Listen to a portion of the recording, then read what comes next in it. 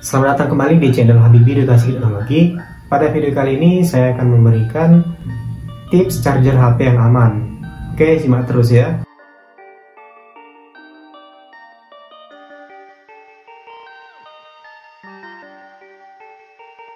Oke, sebelum masuk pembahasan, buat yang baru pertama kali nonton channel Habibi Edukasi Teknologi, channel ini membahas tentang tutorial dan tips seputar edukasi teknologi, smartphone, laptop, dan sejenisnya.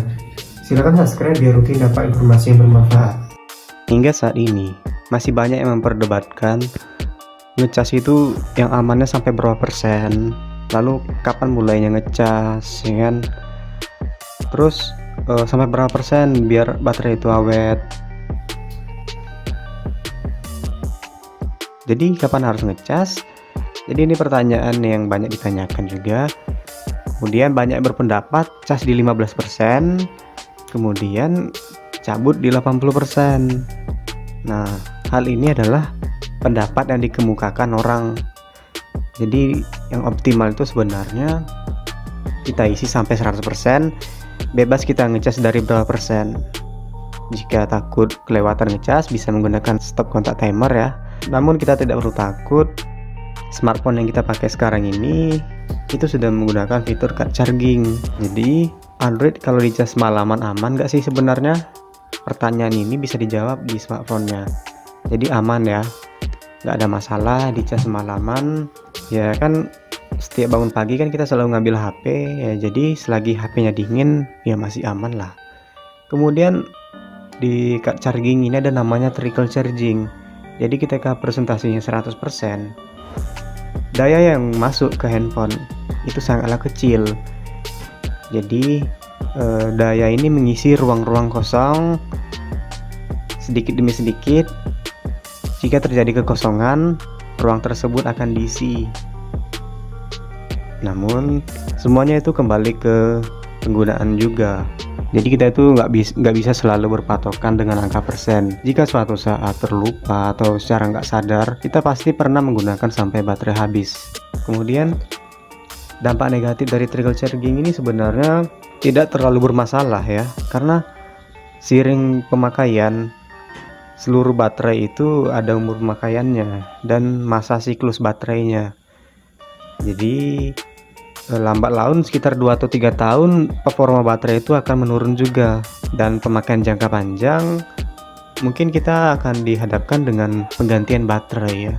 Mungkin lebih kurang 2 tahun misalnya performa baterainya menurun, kita tinggal mengganti baterai. Kemudian pendapat cas di 15% ini ini hanyalah angka dan sebatas pendapat orang-orang, melainkan bukan anjuran, karena nggak ada masalah mau di charger sampai berapa persen, karena kita tahu karakteristik baterai lithium itu pada tahap pengecasannya. Pada tahap pertama itu pengisian dayanya cepat, yaitu di kisaran 0 sampai 80%. Kemudian tahap kedua pengisian dayanya itu lambat di 81% sampai 100%. Makanya ketika pengisian tahap pertama ini, baterai HP itu lumayan hangat ya bagian belakangnya, apalagi menggunakan fast charging. Kemudian di 81% sampai 100 itu HP akan terasa lumayan dingin.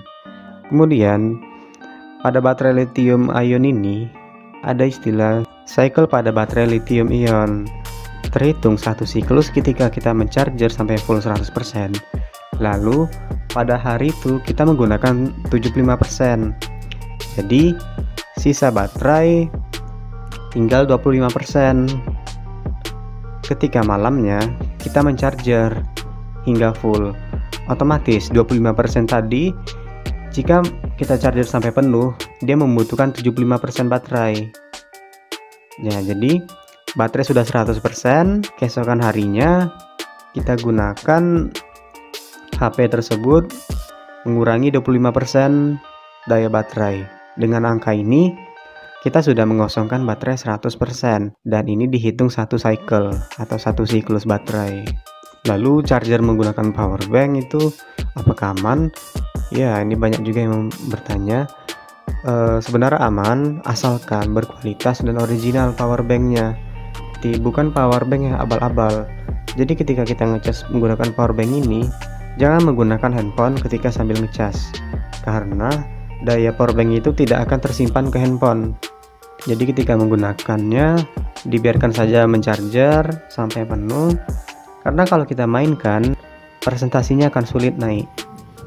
Itulah bedanya arus pada powerbank ini dengan listrik biasa.